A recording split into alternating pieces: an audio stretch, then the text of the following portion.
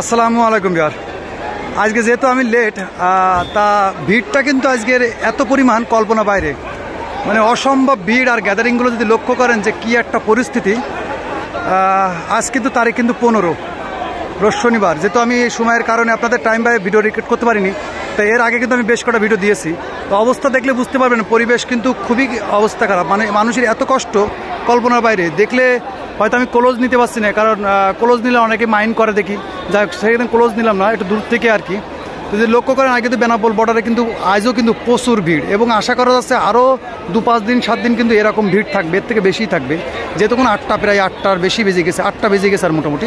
তো এখনও যদি ভিড় দেখেন তো মানে ইন্ডিয়ার সাইডে তো এই কষ্ট তো শুরু, ইন্ডিয়ার সাইডে কিন্তু এই কষ্ট আরও বেশি হবে।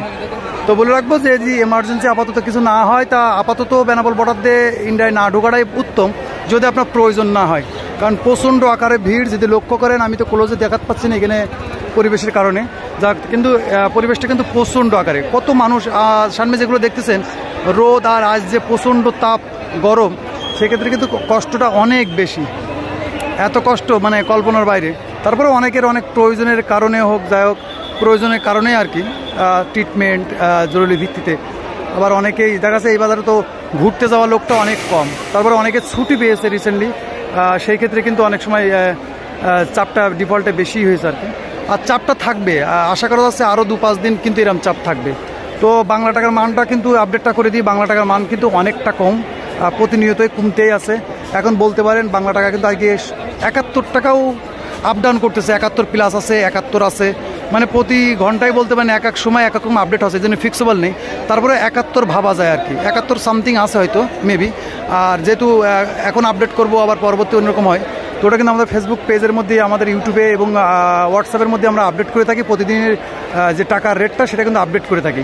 তো আশা করি যে আপনি ওই বিষয়গুলো আপনারা যারা প্রয়োজন হবে ওগুলো ফেসবুক পেজ থেকে, ইউটিউব থেকে আপনারা প্রতিনিয়ত কিন্তু এই আপডেটগুলো নিয়ে নিতে পারেন, সমস্যা নেই ইনশাল্লাহ। তারপরে বলে রাখবো যে আপাতত অনুরোধ থাকবে, যদি আপনার কোনো বিশেষ কোনো প্রয়োজন না হয়, তাহলে ফ্যামিলি নিয়ে আপাতত ঘুরতে না যাওয়াটাই বেটার, মানে উত্তম হবে। আপনাদের দৃশ্যগুলো তো হয়তো দেখাতে পারছি না, এত পরিমাণ প্রচণ্ড গরম আজ, আর মানুষ এত কষ্টে দাঁড়ায় আছে রোদের মধ্যে। যারা আজকে জার্নি করছেন হয়তো এর মধ্যে কেউ থাকলে বুঝতে পারবেন, কিংবা আপনার এক্সপিরিয়েন্স আপনি জানবেন। কারণ প্রচণ্ড আকারে ভিড়, প্রচণ্ড আকারের ভিড়। আর এখন তো 8টা বেজে গেছে আর রোদও উঠে গেছে, সেক্ষেত্রে কিন্তু প্রচুর আকারের ভিড় আর গরমটা প্রচুর আকারে। তো বলবো বেনাপোল বর্ডারের যে কোনো বিশেষ আপডেট পাওয়ার জন্য আমাদের ফেসবুক পেজটা ফলো দিয়ে রাখতে পারেন, ইউটিউব চ্যানেলটা সাবস্ক্রাইব করে রাখতে পারেন, যেখানে আমরা প্রতিনিয়ত কিন্তু বেনাপোল বর্ডারের নতুন নতুন আপডেটগুলো আপনাদের শেয়ার করে থাকি। আর আমাদের ভিডিও ভালো লাগলে অবশ্যই আমাদের ভিডিও বেশি থেকে বেশি শেয়ার দিয়ে রাখবেন, যাতে করে আপনার একটা শেয়ারে আরও 5 জন মানুষ জানতে পারে। তো ভিডিও বেশি লম্বা করবো না, প্রচণ্ড গরম আর এইসব দৃশ্য দেখানোর মতন না, প্রচুর ভিড় আর মানুষ অতিষ্ঠ হয়ে যাচ্ছে আর কি। যদি পরিবেশগুলো দেখেন অতিষ্ঠ, এত পরিমাণ গরম, প্রথমত গরম, প্রচুর পরিমাণ কষ্ট আর কি, আর গরমটাও আগে বেশি। যাই হোক ভিডিওটা লম্বা করবো না। আর মোটামুটি বলতে পারেন যে ভিড় অনেকটাই বেশি আছে, আর এই চাপটা কিন্তু প্রভাব পড়বে ঘন্টা 2-1-এর পরে ইন্ডিয়ার সাইডে, কারণ ইন্ডিয়ার সাইডে কিন্তু এই প্রভাবটা পড়বে। আর ঘন্টা 2-1-এর মধ্যে হয়তো বাংলাদেশ ফাঁকা হয়ে যাবে, কিন্তু এই চাপটা কিন্তু ইন্ডিয়ার সাইডে থাকবে। যাই হোক এই ছিল ছোট কিছু আপডেট, আশা করি আপনাদের অনেক হেল্পফুল হবে। ভিডিও ভালো লাগলে ভিডিওটা লাইক কমেন্ট শেয়ার করে দেবেন, চ্যানেলে নতুন সাবস্ক্রাইব এবং ফলো করে রাখবেন। ততক্ষণ ভালো থাকবেন, নিজের খেয়াল রাখবেন, আল্লাহ হাফেজ।